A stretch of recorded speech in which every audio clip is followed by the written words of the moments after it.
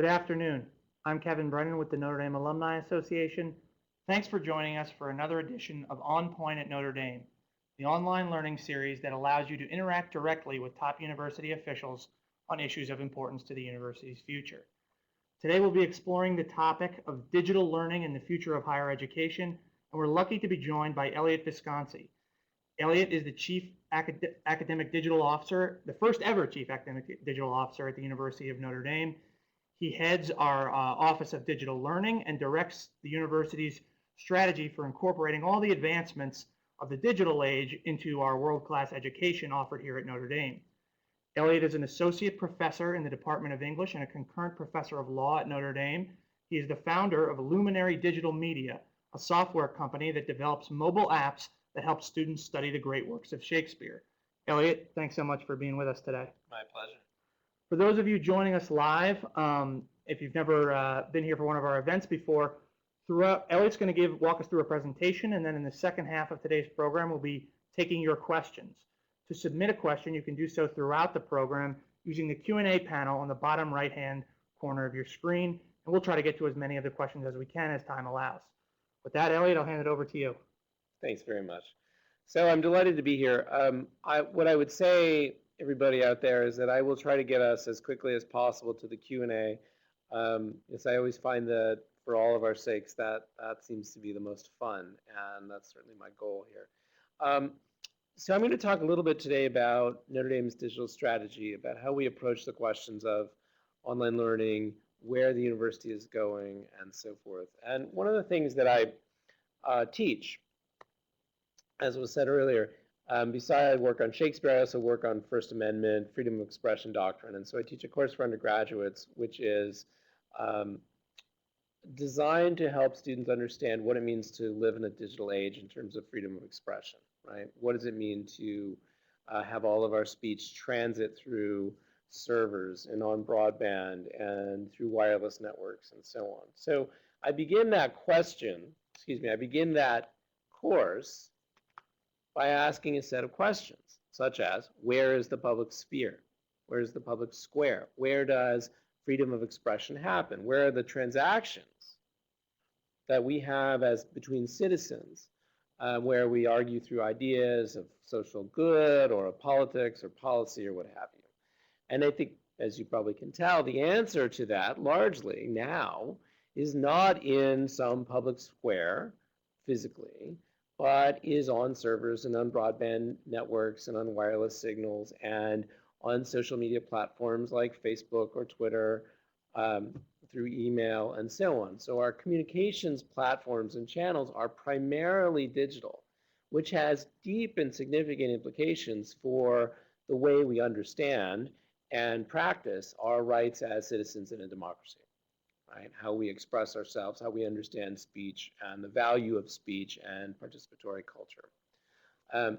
That seems relevant, I would say, if you are studying the First Amendment, but it's also deeply relevant to any strategy for higher education institution moving into the 21st century and having a strategy that is built around, or that is, let me rephrase that, a strategy that is forward-looking.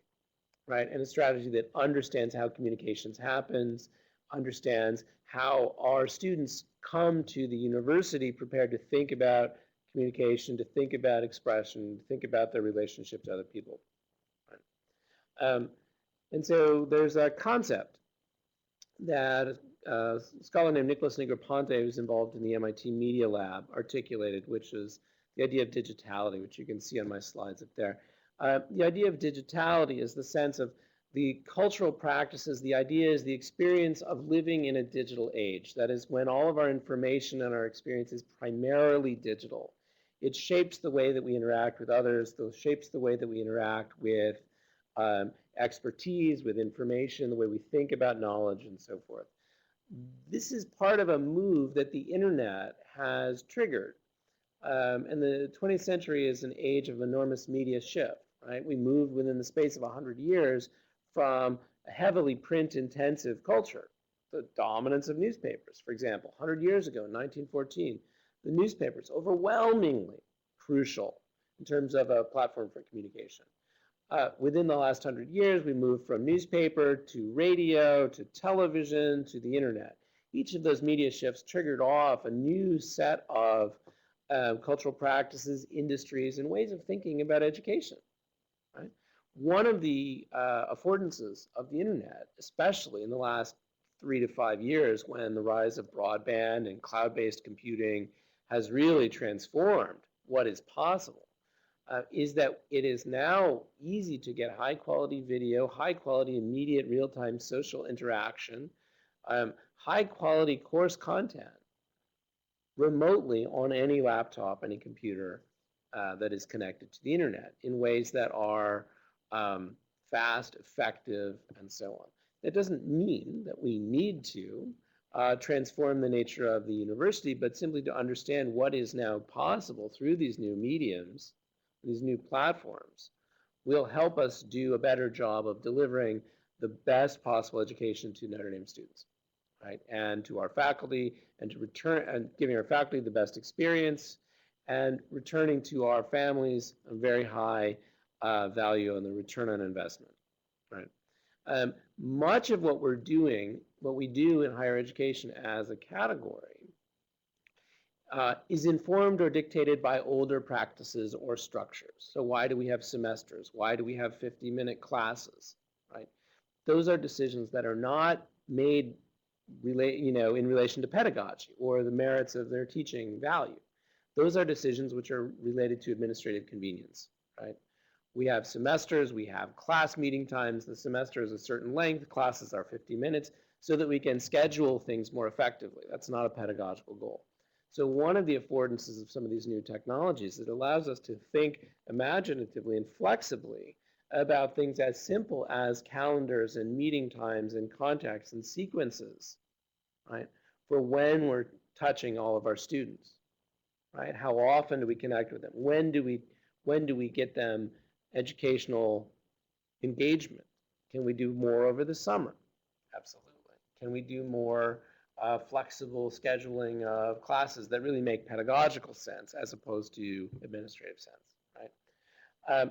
Much of what we're seeing emerge now in the digital domain is built around some very traditional and proven teaching techniques. Active learning, old pedagogy. So the software company that I set up has at its core a desire to teach really traditional skills of literary close reading, understanding how one line of verse can create emphasis. We're using new tools and platforms, but we're teaching a very proven and very important skill using those new tools and platforms. It just allows us to be more flexible, agile, and efficient. Right? So there's a lot of possibility and opportunity. One of the things that I try to do at Notre Dame now as I work with faculty, with alumni, with board members, with our expanded community, is create a common vocabulary. We're still early in the mainstream understanding of online courses, right, and digital learning. It's a field that has been around for a long time, but elite universities like Notre Dame are only now really starting to embrace the possibilities of these new platforms, even as we are recognizing that we need to always stay true to our residential vision. And so that understanding how those are complementary to a shared vision as opposed to in conflict, it has been the work that I've been working with other senior leaders in the university to really develop a full sort of strategy. Part of that goal for us, of course, is to create a common vocabulary. So when someone says an online course, what does that mean? Or a flipped course, or a MOOC, or learning analytics, iterative design. These are the kind of terms that get thrown around a lot, and I think partially what I've been trying to do is create a common vocabulary among our faculty and students and staff so that we all know not only where we're going, but what we're talking about. And so one of the ways that, just to go very quickly through that, there are many different iterations of what we can do in the digital domain. A fully online course means that all of the student-faculty interaction happens, right, on a laptop or a computer or a mobile device, potentially. There can be live face-to-face interaction through this kind of platform like Adobe Connect. There's also asynchronous or self-paced instruction, homework sets, etc., which are adaptive and so on. That's a fully online course. There are also modules, shorter units and learning objects, which can be incorporated or blended into an on-campus course. That's something that we're taking very seriously. So 2 or 3 weeks of video assets, which can be linked into an on-campus course, not replacement for, but integrated into an on-campus course. There are also, and most people have probably heard about this, there are also MOOCs, or massive open online courses, which are free, are open, are built for enrichment and to help human beings get access to education. And insofar as Notre Dame is committed to serving the world, which we are, not only serving our students, but also serving the world in the Catholic intellectual tradition, we should be contributing, enriching the world with providing some of our access, some access to our faculty. Massive open online course is free. It's understood as free. It is meant to be enrichment. It's not meant to be a replacement for a traditional on-campus course.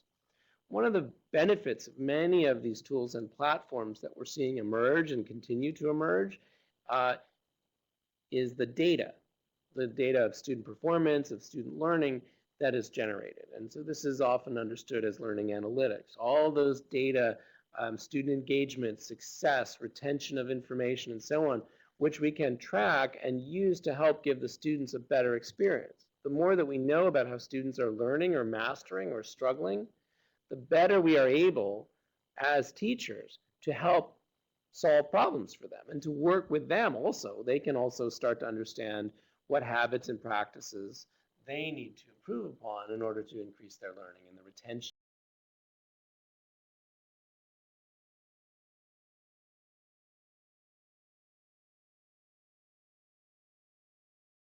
styles. They also, students with disabilities often will find some of these resources, some of these resources profoundly powerful for helping them, again, do the same work that all our students do, which is master and excel.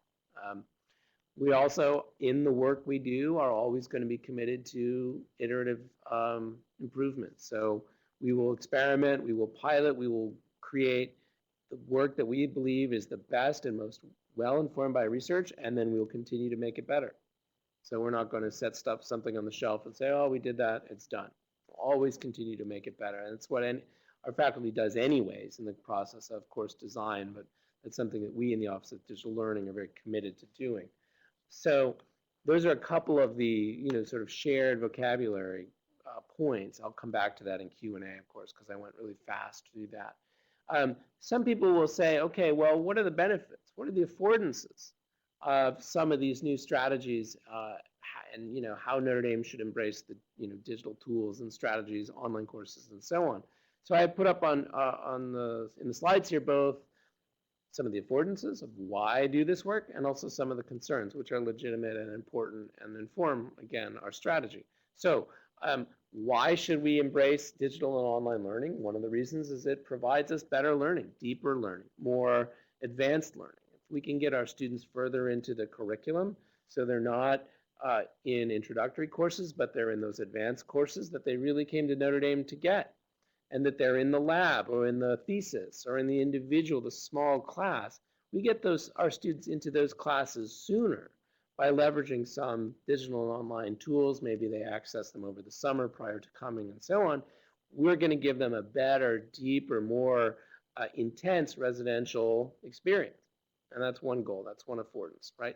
We're also learning about what works. And we're partnering with faculty to understand how teaching physics or finance or introductory English, how those courses are succeeding and where we can help them be better, right? So we're learning about what works, and we're building products and experiences and courseware and so on that works. Right? Another reason to do this work is, as was said, the human rights argument, access to education. We believe that human flourishing is related to increased education. I would argue that Notre Dame not only can, but should and must contribute to human enrichment and human flourishing by providing some educational experiences for free, right? And we should do that because it's the right thing to do and because it is a sign of our values as a university, right? A couple of other reasons we want to proceed in this area. We can unlock creativity. We can provide our faculty with all kinds of exciting possibilities that were heretofore difficult for them to execute on their own. So that partnering with faculty, building out, as I'll talk about, the office that I've created, building out a support structure that allows faculty to concentrate on being the experts in content, not having to worry about programming or developing courseware, but rather just to be the experts, allows them also to be more creative and more effective, both in their research and their teaching. Again, as was said, we want to be more flexible and use our relationship with our students really to make things possible. Again, use the summers more purposively, give our students a little bit more flexibility in terms of their options, ideally allow them to come and get what they came for sooner, right? So if we can use our summers really intelligently, I think that'll be a big win for everybody. And certainly visibility and presence. We want to be one of the handful of universities that is really hitting this out of the park, right?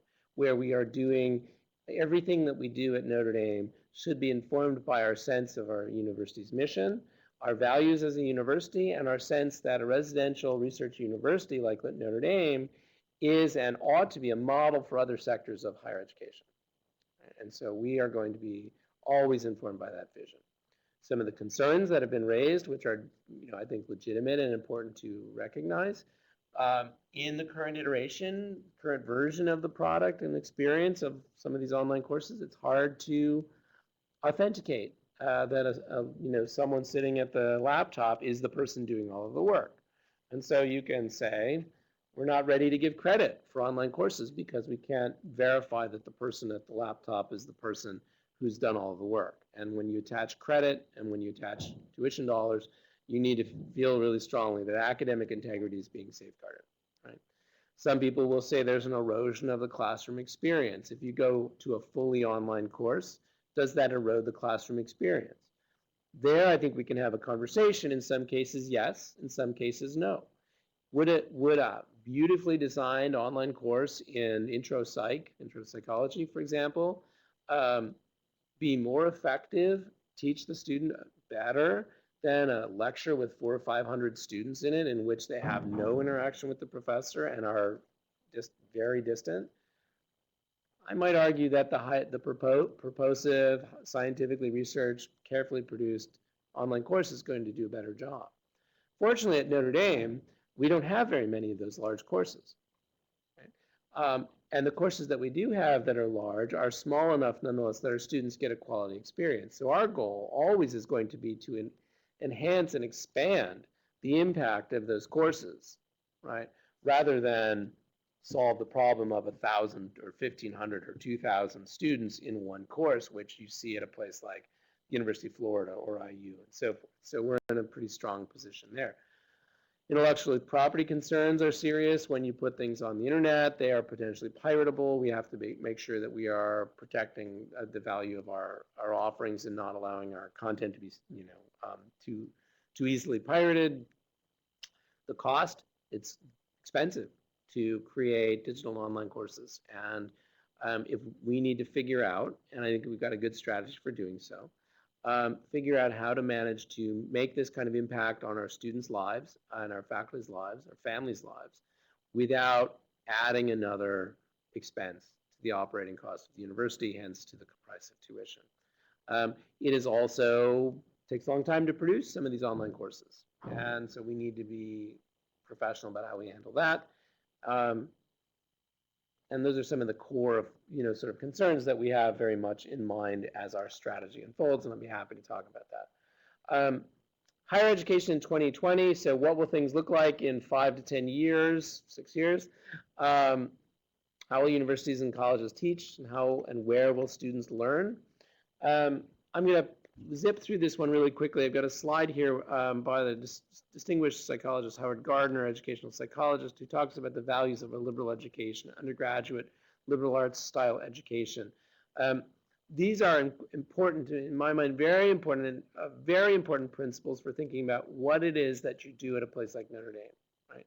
Of course, our students are informed by the experience of studying in the world's great Catholic research university, and they get exposure to not only theology and philosophy, but all of the sort of the integrated experience of the undergraduate life at Notre Dame. They're also learning a discipline. They're also understanding what it means to master an academic field of study. They're also becoming broad. So it's not just that they're mastering a single field of study, but they're also becoming broad, well prepared for citizenship, for leadership in the world that continues to evolve and is challenging. There's also the argument of proximity. The residential research university puts people together in common, often in a common moment of their life, but you live in community with others striving towards the same set of goals, and that has profound effect on the way that you think about and understand your academic work and your personal work, your faith formation, all of your sort of development as a scholar, a citizen, a thinker, and so on. And there's something very deeply personal about the nature of the residential experience, and we can talk more about that. All of those principles can be supported by, and often in many cases enhanced by, purposive, intelligent, thoughtful use of digital and online learning tools, not replaced by, but enhanced by many of those principles. So higher education as a sector is under a lot of pressure. The cost of tuition continues to rise. The cost of textbooks especially continues to rise. The utility of textbook continues to fall. So if you have a student or who has taken a biology course, they may use 40% or 60% of their textbook, right? I have a casebook that I used to use in my First Amendment class. I use about 30% of it. It's the best one available, and I have to supplement it. The cost for my students was, until I started going down this digital path, was about $200 to $220 for textbooks and supplements that for the materials I absolutely needed to have. Having taken the digital turn, the cost of textbook now in that same First Amendment course is zero, right? Because I was able to put research assistants and some technology backend on the job of creating my own textbooks, which then I provided to students for free. That's not always possible, but that's a goal that I think is worth pursuing, lowering the cost of textbooks in particular. So higher education is under pressure. The price of tuition is continues to escalate. There's enormous scale challenges. If we think beyond higher ed and indeed beyond the handful of elite institutions in North American higher ed and think about higher education on the global scale, the demand for high quality undergraduate and graduate education is profound. The global middle class continues to expand. If you look at India alone, there are hundreds and hundreds of thousands of highly qualified, highly intelligent, well-prepared students who simply cannot find a place in the available offerings, just in India alone. And that's a problem which is exponentially larger than one country. So there's enormous worldwide demand, and one of the ways that some of these digital tools can help us as a university operate is by starting to think about how we address not just the South Bend campus, but how we make ourselves relevant and visible on a broader scale, right? And some universities are taking that challenge, and others are sort of cultivating their own garden. So we have to judge, we have to balance between, of course, understanding how we are playing on the global stage and how we can do that well, and balance that against always being committed to delivering the goods at Notre Dame and making sure that our number one priority is to our faculty and students, families at Notre Dame. So higher education is under a lot of pressure. There's a lot of opportunity costs. It's very hard for people to jump out of one job and come back and get an MBA or a master's degree in engineering and so on, because they're already happily ensconced in their profession, right?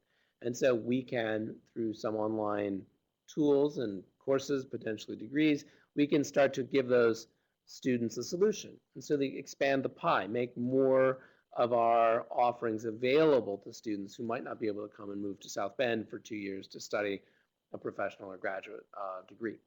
So those are some things that we can do here. There's also a lot of pressure in higher ed broadly about alternative credentialing styles of testing on mastery as opposed to testing on distribution and so forth.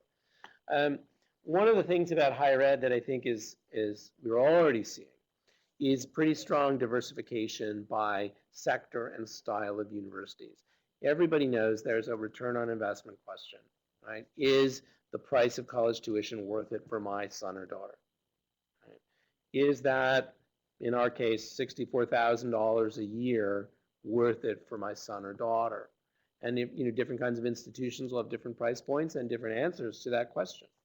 One of the things that we are definitely seeing, and that digital tools will accelerate,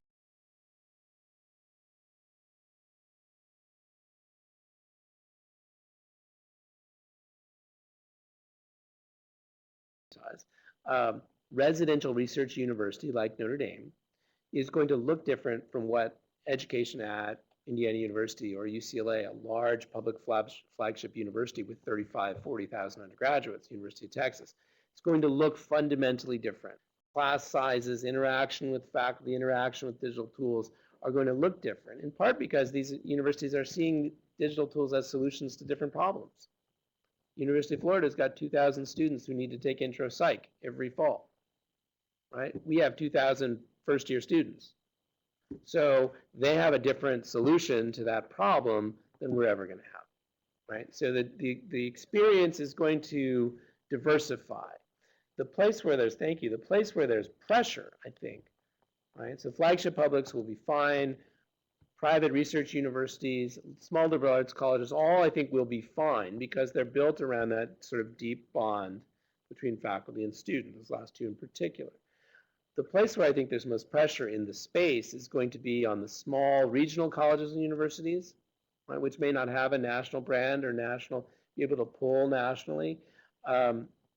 And then community colleges are actually going to be thriving.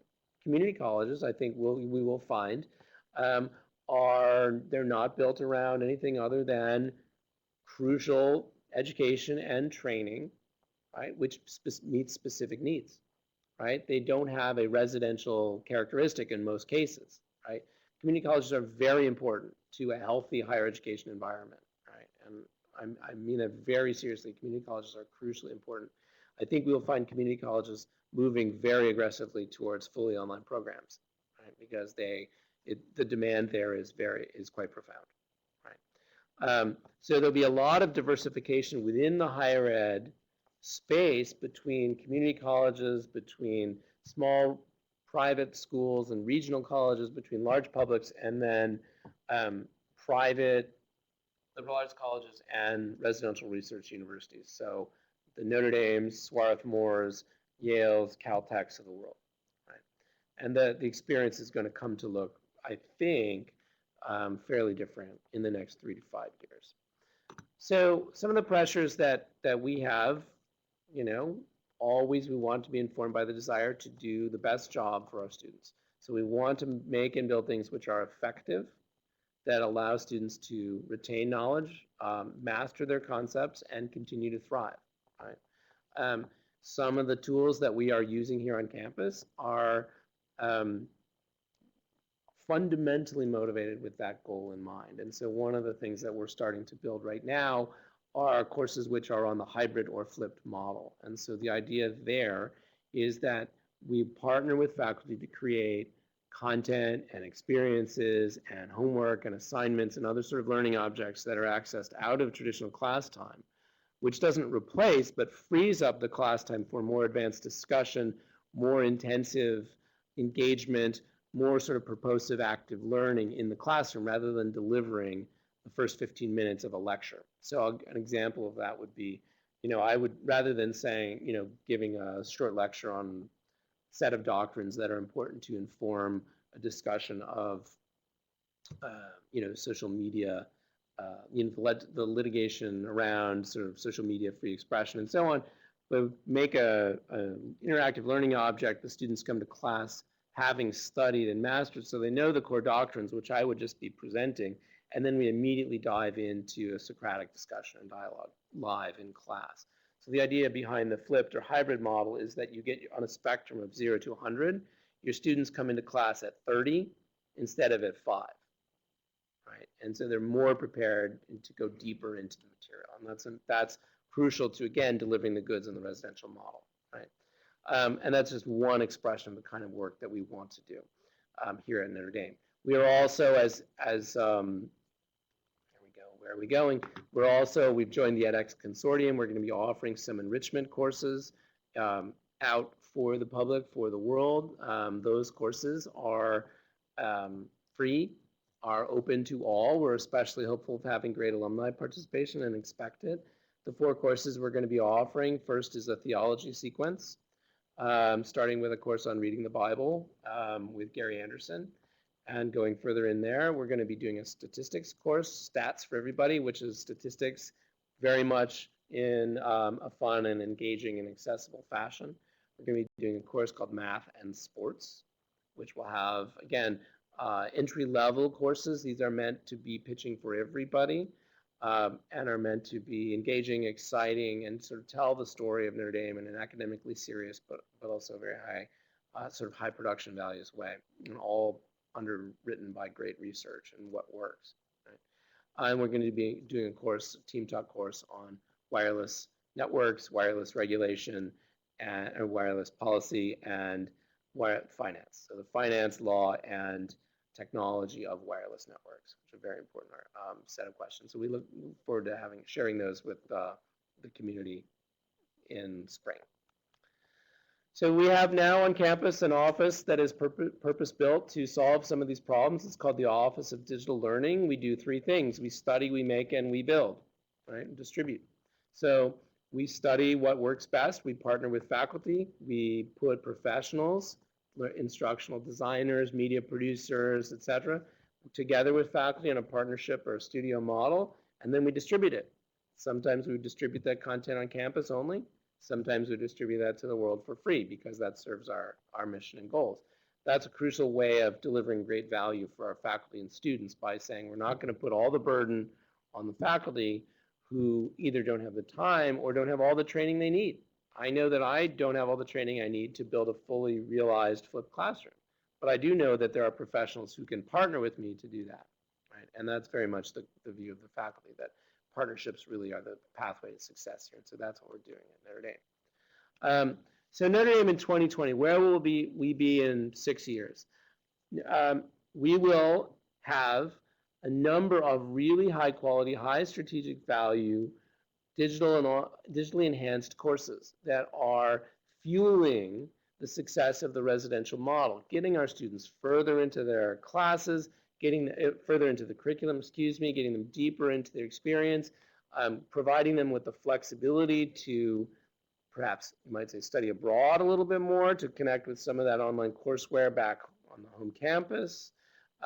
We'll be using our summers more effectively. We will be touching our students at many different times in much more creative fashion so that we continue to provide them the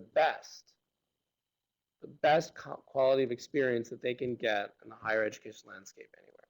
Right? We're not going to be replacing faculty with online courses. We are not going to be undermining the residential model. We are going to be enhancing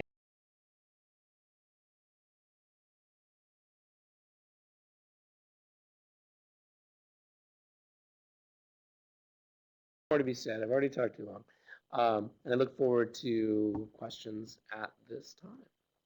Thanks so much, Elliott. For those of you who are watching live, remember you can submit your questions using the Q&A panel on the bottom right-hand part of your screen. Elliott, one question that's been submitted is something you were just talking about, which is, one of the benefits of digital learning is to transition some lecturing online, and that frees up in classroom time. So the question is, if that's a benefit, and you're freeing up more time for discussion-based learning, does that also put an extra demand on kind of already time-stressed students in terms of giving them an extra workload outside of class, and how do you balance that? Sure. So I think that's a decision that's a great question. And there have been some anecdotes out in the field where faculty at other institutions who have created this sort of hybrid model will simply say, oh, this is great. I'll ask my students to do another 100 minutes per week of additional prep, right? And there's actually stories about this where the student said, well, I loved it, except it took twice as much time because the faculty member didn't understand that they were simply doubling my workload. And so that's something that that's why the partnership model is so important, because as our team in the Office of Digital Learning partners with faculty, that becomes sort of cooked into the mixture. So The idea there being to say with a faculty member, okay, if you're teaching intro to physics and you're asking the students to do this, this, and this, is that equivalent to what you would be doing in terms of their homework and preparation out of class, right? And let's make sure that it is, and so that we're just sort of rearranging or reimagining what seems appropriate for the student's workload. Now, over time, I think in 10 years or so, the credit hour as an index of 3 credit hours per semester and 150 contact minutes per week, those kind of things, I suspect that's going to go away. I think we will see other models which are focused on, I would say not so much on those kind of administrative benchmarks, like how many minutes is someone sitting in a seat, but how long does it take the student to get through a set of core doctrines and principles, right? And so if we start understanding how long it takes a student to get through a set of principles and how much prep we need to give them, then we'll start understanding how to measure progress more effectively. But that hasn't arrived yet. So you talked about the hybrid model that, we're hoping to utilize at Notre Dame a lot moving forward, and then also the enrichment courses, which will be available for free for anyone. edX, yep. And is there also, so does that mean, are there not specific plans in the future for Notre Dame to go to any all online courses for undergraduates, a class that would totally be online? Is that not really in the plans here? No, I mean, I think that fully online courses have a role to play.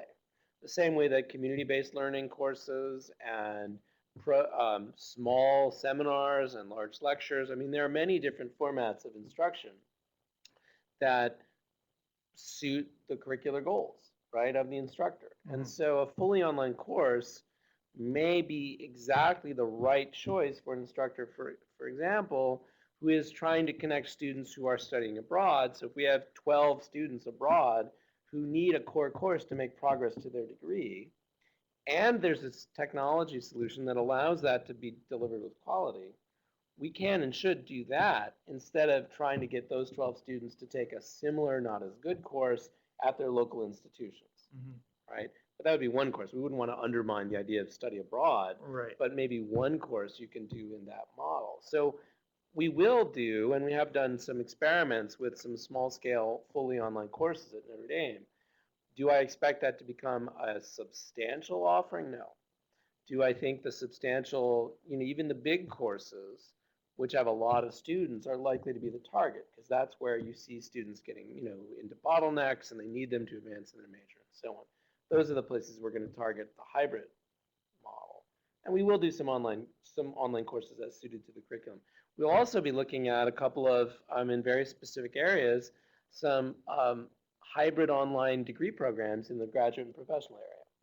So there will be, in a very specific area where you've got substantial market demand, high opportunity cost, and real, an urgent sense that this is an area where Notre Dame can excel, a hybrid online degree program for a one-year master's in an area of core strength for us where there's demand and students come to Notre Dame as well as doing some online coursework.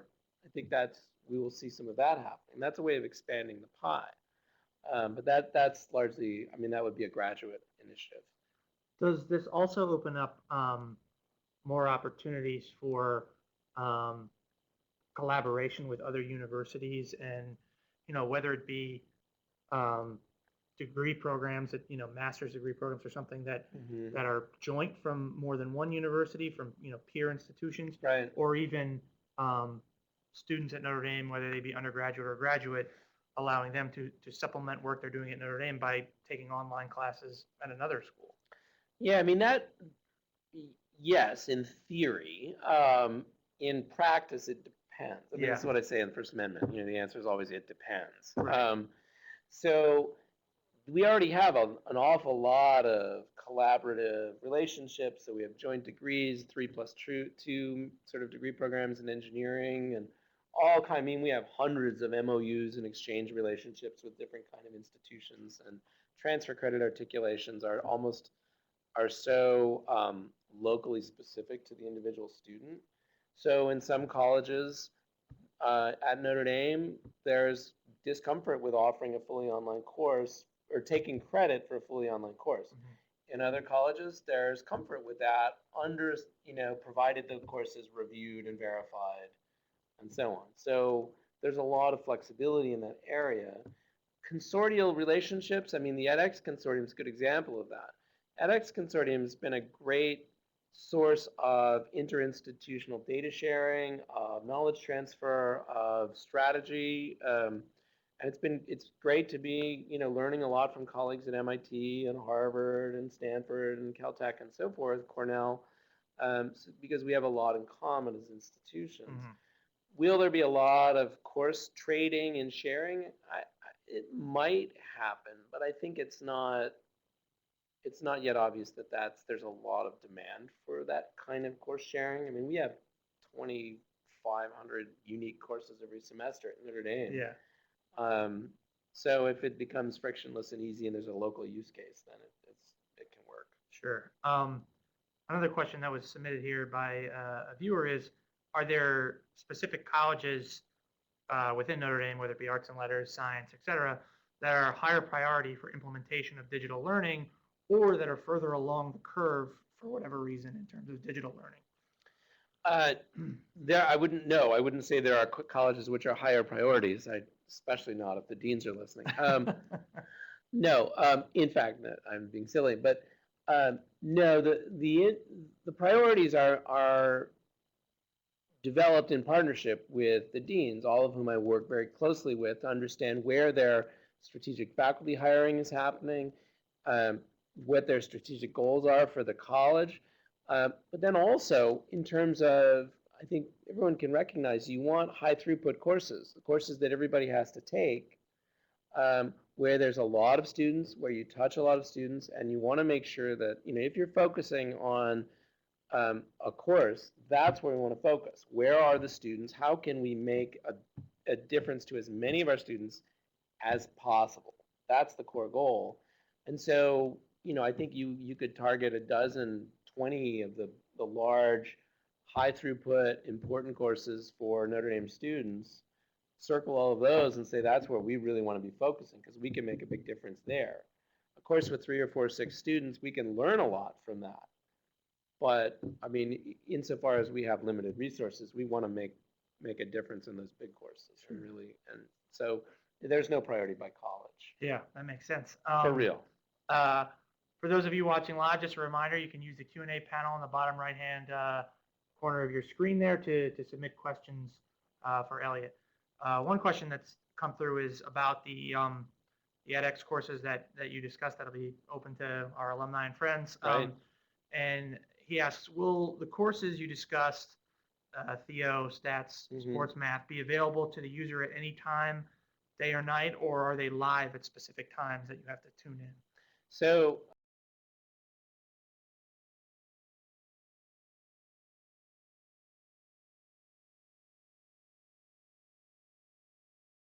and in fact, many of the materials are downloadable by design so that if you go offline, you can still pull down some of the content and then access it on your own schedule. So the overwhelming majority of that course experience can be accessed on your own time, on your own schedule. There are, of course, going to be some live events, and then there's a lot of stuff, interactive discussion and so on, where yeah, you can do it on your own schedule. There will be a course schedule, so that the course will go live, let's say, on May 1st, and we'll have a sequence and a pace that is strongly recommended.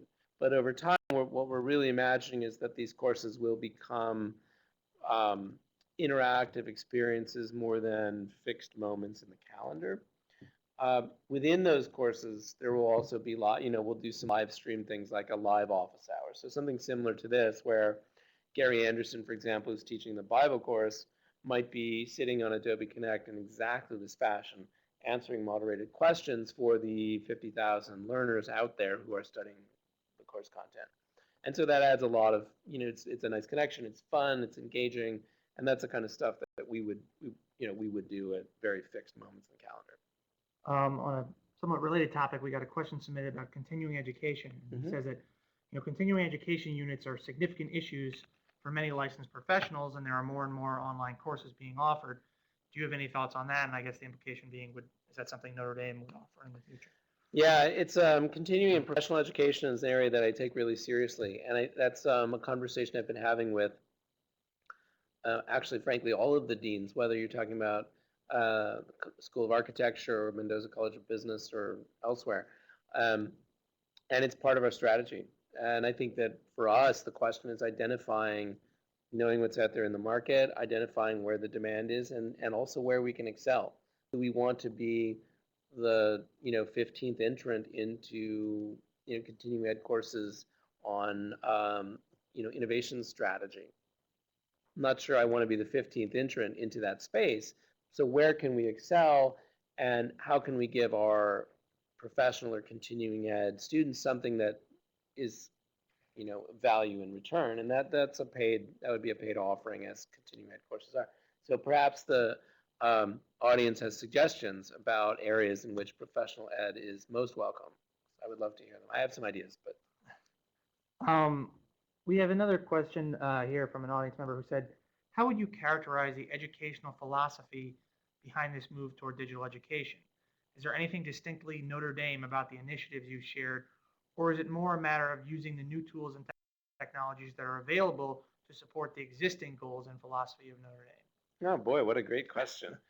The educational philosophy behind, well, where to begin? Okay, so online learning has been in the market for 30 or so years. The Open University in the UK has been delivering online and distance solutions, as have many other parties, for a very long time. It was only in the last 2 to 4 years that elite universities like Stanford, Harvard, MIT, Notre Dame embraced what was possible, and that was largely because of technical, I think, because a technical bottleneck was suddenly released, and that is the triumph of the cloud and high quality broadband access meant that you could do things that were otherwise just the quality was not there.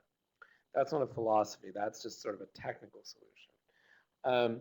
The educational philosophy behind the movement broadly, I think, is very different by whether you're looking at a big, what was formerly known as a publisher, Pearson or Wiley or Holtzbrinck and so on. They have a very different philosophy or set of motivations to get into this space than a Notre Dame does, as opposed to then UCLA, my PhD institution, and so on. So I think that even the goals and philosophies of how you embrace the online space are inflected by who the actors are. Is it an institution? Is it the state? A state legislature sees some of the stuff and says, wow, we can save a lot of money. Or, here's a regulatory goal. Let's make universal access to everybody in the state of Indiana should have universal access to 2 years of basic education. Let's do it online. A lot of different motivations. Our existing commitment to the residential research university has not changed as a consequence, or to the Catholic intellectual tradition, or to our goals to be one of the world's great universities. None of that has changed as a consequence, but we see digital and online learning tools as a way to accelerate or enhance some of those goals. I would say, just to circle all the way back, the philosophies that are underscoring the edX consortium, maybe flaws, but the motives that are there are those that we share, which is to enrich the world, to deliver better quality education, and to research quality of education so as to make the first and the second better.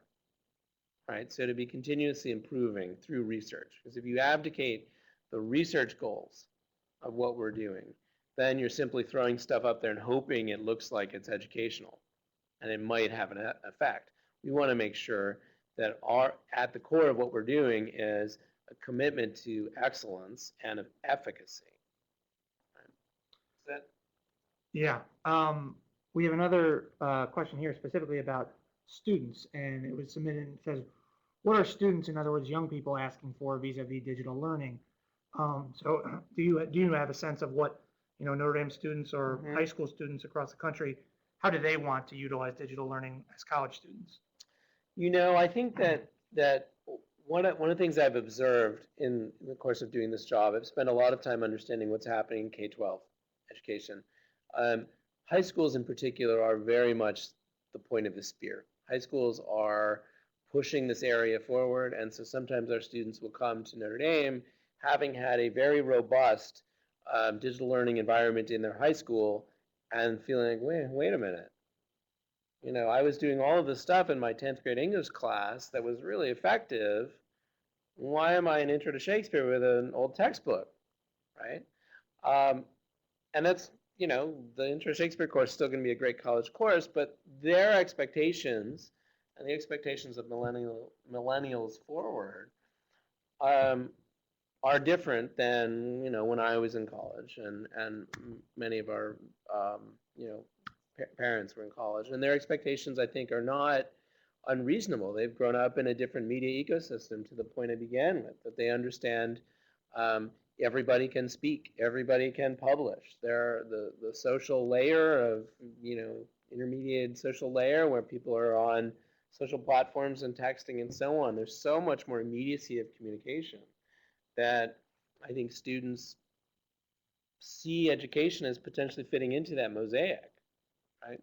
I've said elsewhere that one of the things that we want to do is come up with a model which understands how students' lives operate, and so that, mobile devices are very important in that strategy, and that we are understanding the classroom not simply as the moment when they're in the classroom for 50 minutes or the moment they're sitting at their desk doing their homework, but there are lots of different touch points. And so reminders and connections and discussions and dialogues, which may be happening in mobile device, or they may be happening in class, and they may be happening in the context of doing homework, but just understanding that the class happens in a lot of different locations. Sometimes it's on the iPhone, sometimes it's in the classroom, sometimes it's in a discussion forum online. Students I think, get that and are happy with that as long as it doesn't become too invasive. And you don't overdo it. And you're texting your students at 1 a.m. That's crazy. Nobody wants that. But yeah, so I think that better sense of understanding who they are also informs some of our decision making around design. Sure. For those of you watching live, if you have any more questions for Elliott, please submit them now. We've only got a few minutes left here. We have one question that came in from someone who I think may have watched our On Point at Notre Dame with campus architect Doug Marsh a few months back, and that's about, he showed us the plans for the beautiful new digital media center that's going to be part of the Campus Crossroads project.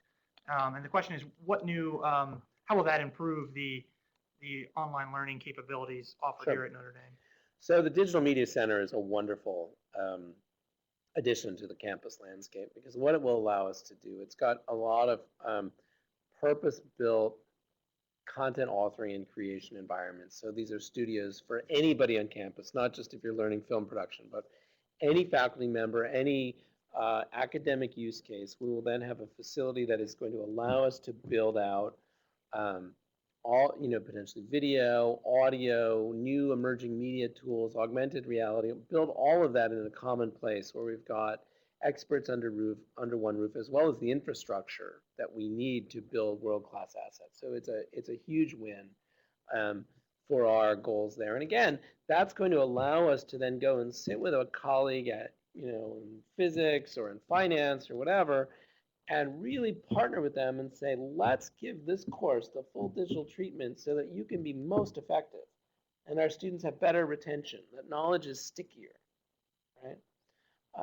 And so it's going to be a great win for that, and we're really excited about it. You mentioned flipped classrooms Yes. during your presentation. We have a question about that, about how they work and what differences you see between them and more traditional classrooms in terms of student experience. So, it varies a little bit by the subject matter and the instructor's approach, there are mixed reviews. A poorly executed flipped classroom obviously is not as good as an excellent lecture. And there's something I will say, and it's not just because I'm an English professor, but there is something really powerful and profound about a beautifully composed lecture, right? Which has a structure, a rhetorical structure, a set of goals, and so on. it is not, and I will say this with plenty of self critique, it's not always the case that every faculty member walks into that 75-minute class with a beautifully composed, fully formed, precise lecture, right? There's, a lot more discussion. I actually do a lot of discussion with my big classes where I will talk for a few minutes and I'll dive in and do 20 minutes of Socratic stuff and grill them and put them on the spot and sort of stuff, which is also fun. So the lecture is a great genre. The flipped classroom can be a great genre, and there's good research emerging, especially with these new forms, that it's more effective in terms of helping students to master and retain content, right? The experience itself, I think, to the original point, is that we have to make sure we don't overload students, and that we give them, you might say bite-sized concepts rather than a 75-minute lecture accessed online. You get very small, very precise modules that are devoted to a specific concept, because what that will allow the student to do, especially as we understand where they're struggling, is to review the specific concept, to read the transcript, to take that granule, those 3 minutes in which someone's explaining the second law of thermodynamics, review it, study it from a couple angles, build with it, etc. And so that's the real goal of the flipped classroom, is to give students maximal flexibility as far as how they interact with that fixed, the fixed stuff that doesn't change that much. If the second law of thermodynamics changes between now and 2016, I think we will all be surprised, right? The history of Shakespearean theater is not going to change. It's a fixed historical concept. But what I do in my class may change, and so I want my time to be 100% devoted to new research, new question and answer, really understanding where the students are, so I can get them further down the pipeline. Moving towards the hybrid model we've discussed is obviously a change for faculty members as well. And some members of the faculty might not be as digitally savvy.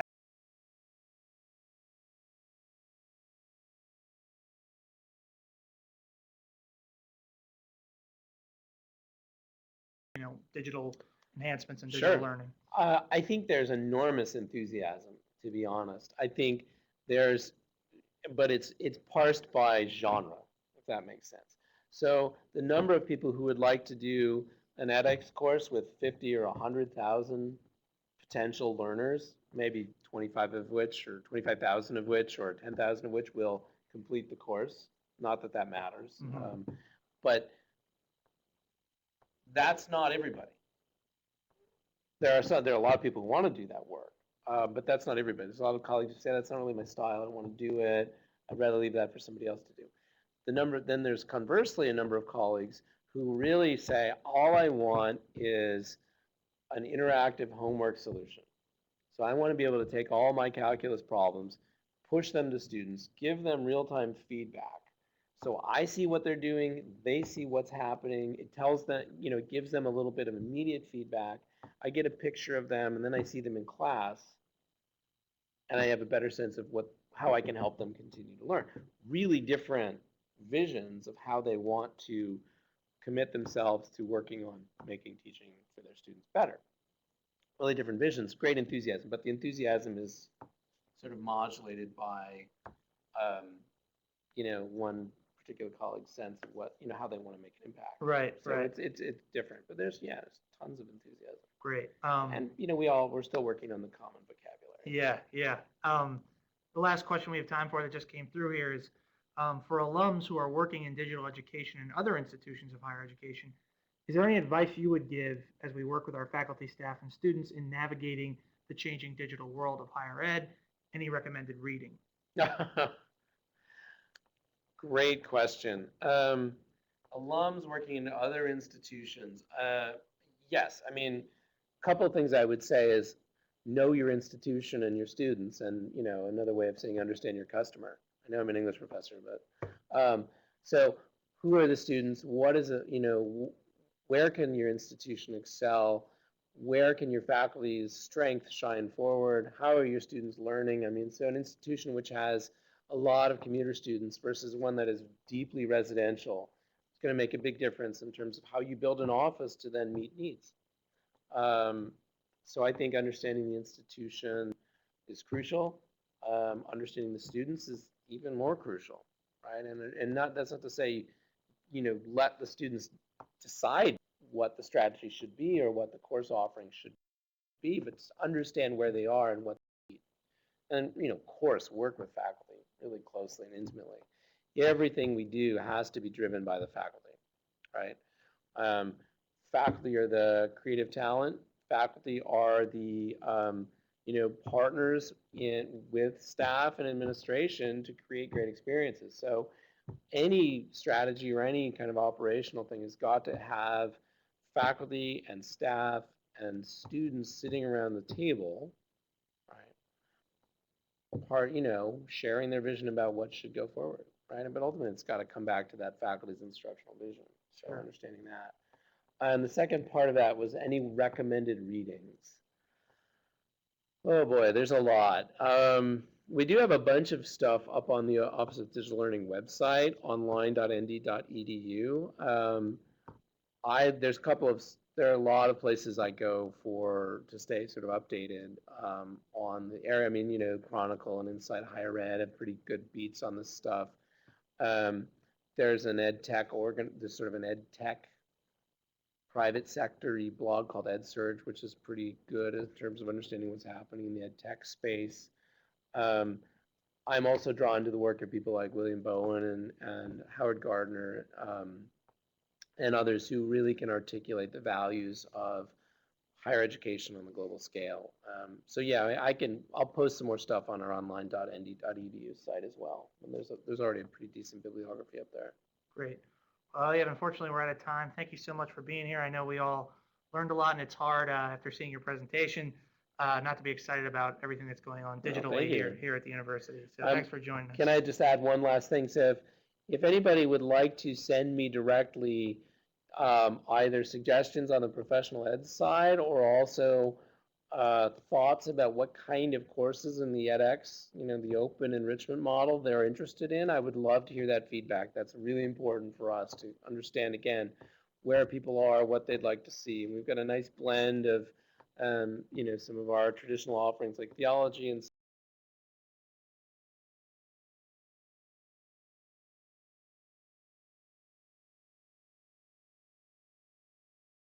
Great.